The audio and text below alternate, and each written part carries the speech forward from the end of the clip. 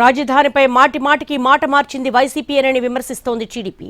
30,000 ఎకరాలు చాలన్న జగన్ ఇవాళ మావిగన్ పేరుతో కొత్త డ్రామాకు తెరతీశారంటూ అధికార పార్టీ చేసిన విమర్శలకు కౌంటర్ ఇచ్చారు వైసీపీ నేత పేర్ని నాని. విచక్షణ లేకుండా మాట్లాడొద్దని టీడీపీ నేతలకు వార్నింగ్ ఇచ్చారు పేర్ని. జగన్మోహన్ రెడ్డి ఏమన్నాడు, 30,000 ఎకరాలు తక్కువ అమరావతి రాజధానిలో అయితే మాకు కూడా ఒకే ఇష్టమేనని చెప్పి ఆ రోజు చెప్పాడు. ఇది మేము హైదరాబాద్లో రాష్ట్రం విడిపోయిన తర్వాత హైదరాబాద్లో అసెంబ్లీలో ఇక్కడికి వచ్చిన తర్వాత ఏం చెప్పారు, ఎలక్షన్ ముందు వచ్చే తలకి మేము ఎలక్షన్ ముందు ఏమన్నా మేము రాజధాని నేను ఇల్లు కట్టుకున్నానని చెప్పాడు.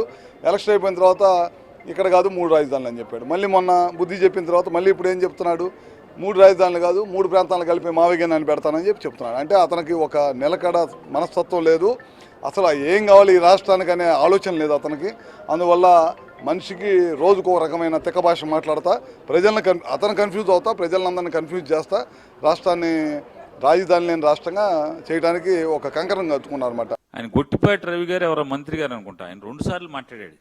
ఏమంటాడు ఆయన, జగన్మోహన్ రెడ్డి గారు ఓ సైకో, ఒక ఇది అంట, అసెంబ్లీలో 30,000 ఎకరాలు కావాలని అడిగావు కదా జగన్, ఇప్పుడు మేము 50,000 ఎకరాలు అన్నాం కదా, ఇప్పుడు మళ్ళీ మావిగానే అంటున్నాం ఏంటన్నాడు. అయ్యా మంత్రులారా, విచక్షణ కోల్పోయి మాట్లాడబాకండి, అర్థవంతంగా మాట్లాడండి.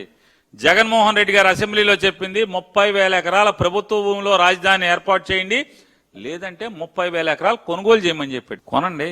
ఇవాళ అమరావతిలో కాపురం ఉండగలిగేది ఎవడు? జగన్ గారు ఇచ్చిన 50,000 పేదవాళ్ళ పట్టాలను కూడా మీరు రద్దు చేశారు కదా, ఎవడొచ్చి ఉంటాడు అక్కడ? డీమ్డ్ యూనివర్సిటీలను ఈ 4 హోటల్స్ అంటే హోటల్స్ ఎవడుంటాడు? 5 నక్షత్రాల హోటల్లో ఎవడుంటాడు కాపురం? మీ దగ్గరికి ఎవడొకడు బ్రోకరేజ్ చేసుకుంటా వచ్చిన బ్రోకర్లు ఉండాలి తప్పితే ఇవాళ అక్కడ రాజధానిలో ఉండే ప్రజలే లేనప్పుడు స్టార్ హోటల్ ఏం చేసుకుంటారు చెప్పండి?